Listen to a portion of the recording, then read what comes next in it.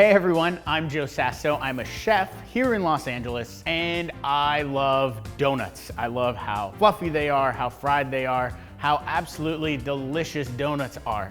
I think you should be able to have donuts any time of the day, in any given circumstance, and you should be able to have them at home. Today, I'm gonna show you how to make a 15-minute donut, a 50-minute donut, and a 5-hour donut. All right, let's get started. Picture this, you're hanging out with some friends, you need something sweet. You're tired of brownies, you're tired of cake and cookies, but you know what you're never tired of? That's right, donuts. First things first, we're gonna make our dredge here for our donuts, our little sugar, spice, and everything nice to toss our donuts in after they are fried. I like to start with a little bit of sugar, a little bit of cinnamon, a little bit of salt. Yes, even salt when you're baking or doing something sweet, it really just brings out all the rest of those flavors. And then my little secret twist to this is Szechuan peppercorn. I'm gonna mix this all together here, maybe even use a whisk, make sure it's all combined. I'm gonna set this aside. We're gonna use a little secret donut hack. We're gonna be using biscuit dough here. There it is. Start with a little bit of flour, just so we don't have any stickage. Lay out all of our biscuits. This is fun because it's a play on cronuts, which are like croissants, fried as donuts. These are biscuits fried as donuts, so they're like Doughnuts.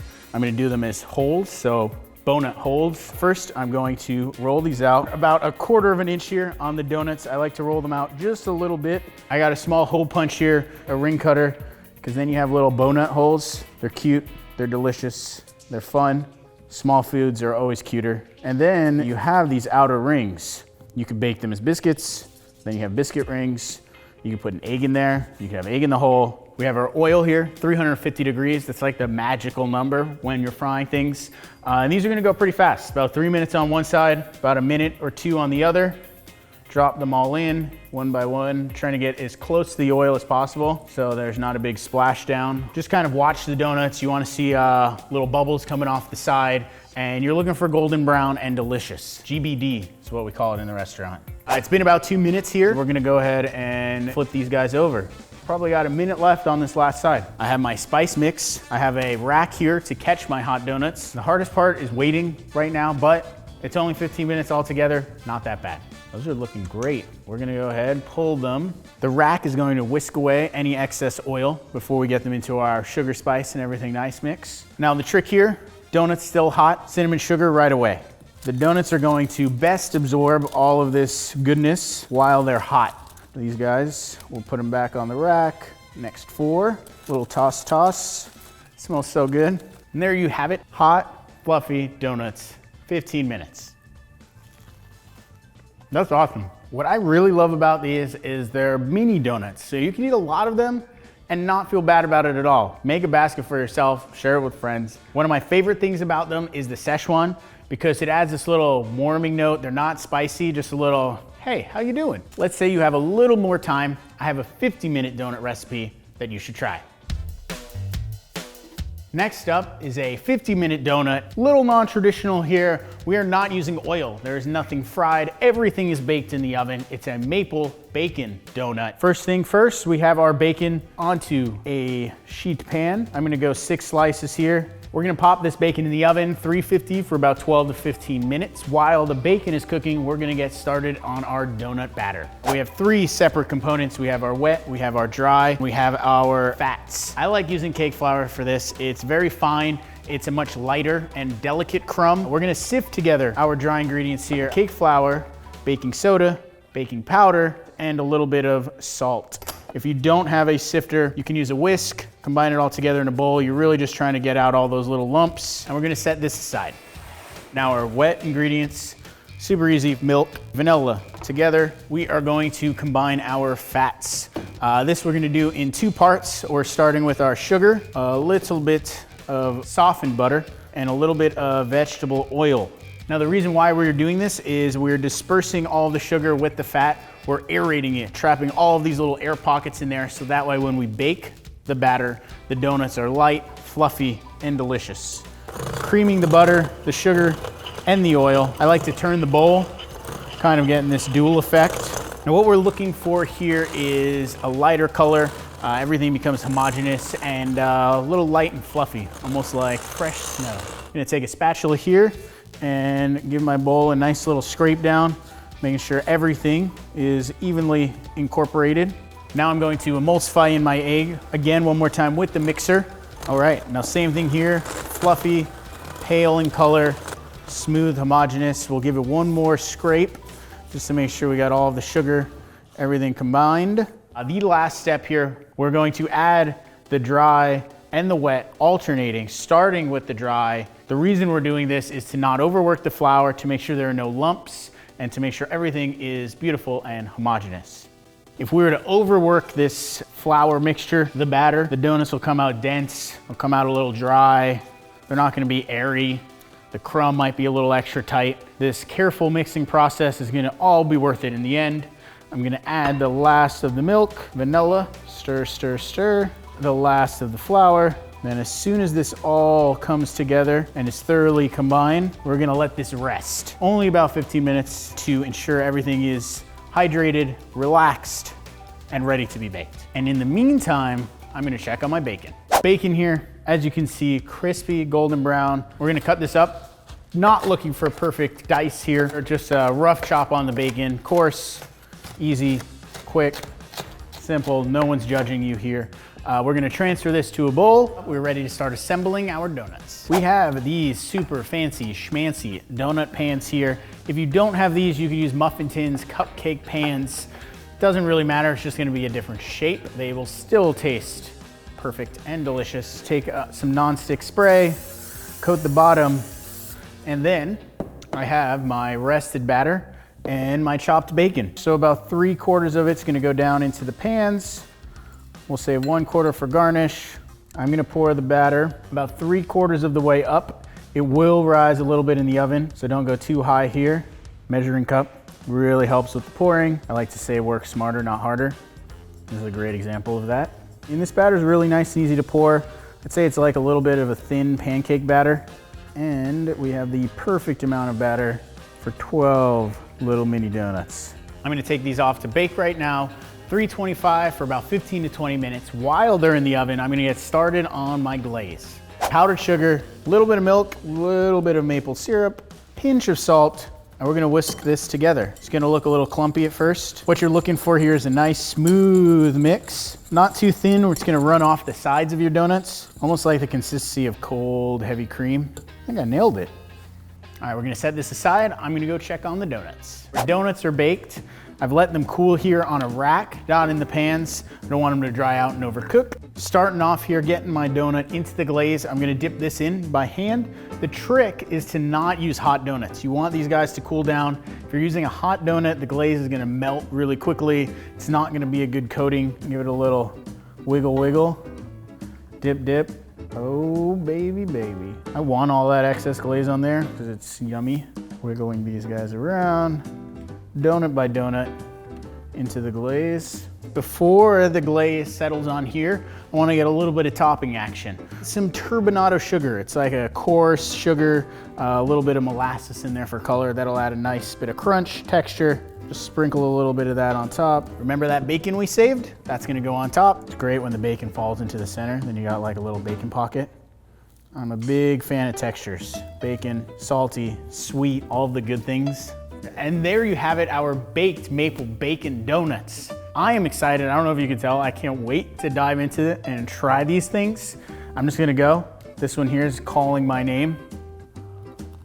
This is like breakfast and dinner and donuts and everything awesome in the world all rolled into one. So there's no oil, these are not fried. Technically a healthier donut, I mean, that's science. Now we got these under our belt. Say you have a little more time, you wanna make something a little extra, I have the ultimate donut recipe for you. Now we have the 5-hour donut. It's a little bit more work, takes a little bit more time and commitment, but let me tell you, you're having a dinner party, people are coming over, you wanna show them you're serious about life, you're serious about food, this is the donut recipe for you. First things first, get our dough started. I have all-purpose flour, I have sugar, I have salt, instant yeast, not active yeast. Then I have all of my wet. I have eggs, I have buttermilk, I have regular milk, I have vanilla, I have a lot of things. Soon I will have donuts. butter melted. Turning this on, adding my wet ingredients slow, just so everything doesn't fly up in the bowl. Low speed till this just comes together. Our dough is kneading. I'm not even gonna break a sweat doing this.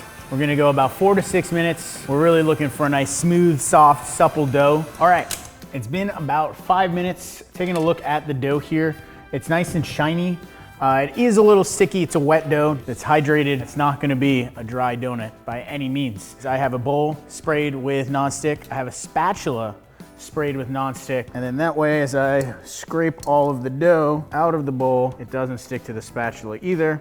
We're gonna wrap this plastic wrap, set it aside to rest till it's about doubled in size. We're looking at 1 to 2 hours. Now, while this is doing its thing, I'm gonna get to work on my cream filling. This donut is filled with a pastry cream, because at the end of the day, what's a donut without a cream filling? Here we're gonna take milk, heat it up very gently in a large pot. Not too fast, not too hard.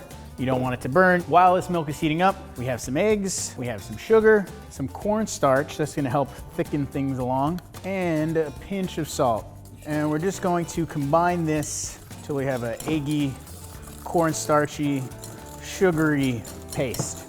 Once your milk comes up to a simmer, we're gonna do a process called tempering. Tempering is just a process of introducing something very hot to something not so very hot. If I were to just take these eggs and add it right into my milk, I would have sweet milk scrambled eggs, which maybe is not the worst thing in the world, but not for donuts. So we'll take a little bit of milk and 2 hands here, whisking while slowly drizzling in your milk. So now our eggs are warm. We're going to add the eggs back to the milk mixture. Continue to whisk, keeping an eye on things, making sure nothing is sticking to the bottom.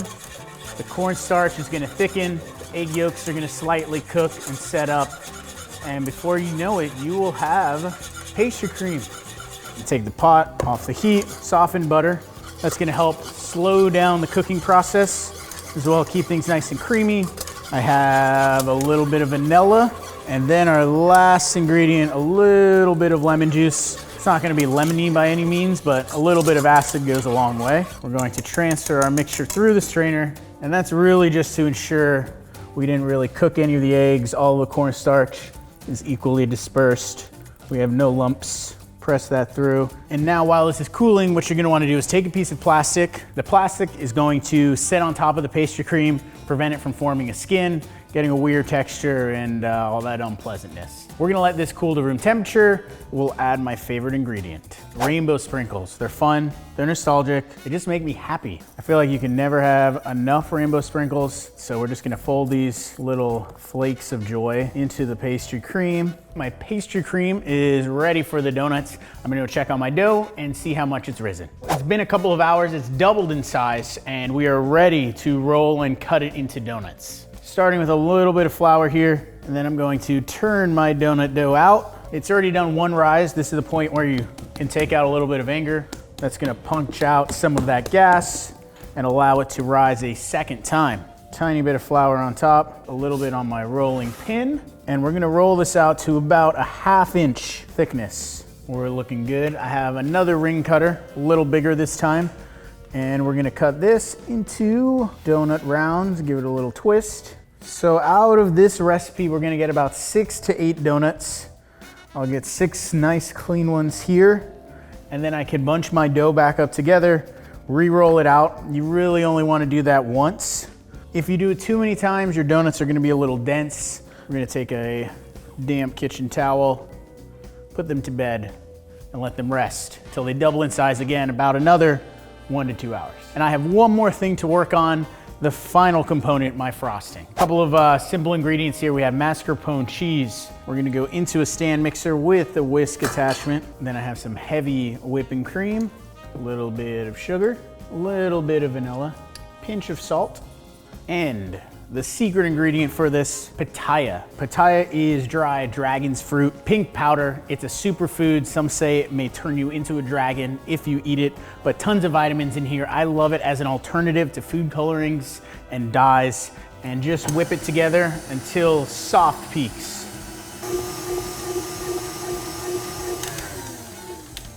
Nice soft peak. All right, so my frosting is all set. Time to go check on those donuts. Our donuts here have risen, doubled in size. One last thing left to do. We're going to fry them. Our oil here is heated to the magical 350-degree number. I'm not gonna crowd my pan. I'll start off with 1 or 2 donuts here. Gently lower them into the oil as to not have them splash and burn myself or any of my friends around me. And you can see the donuts immediately rise to the top. They start to bubble. They're smelling delicious. I can't wait to get into these. I think I could fit 1 more donut in here. Don't get too close. You might burn your mustache off. I'm gonna let these go about 2-3 minutes. I can see the bottom starting to get nice and golden brown. Time to give them a flip, kind of like a little buoys. Push down on one side and they'll just float right over.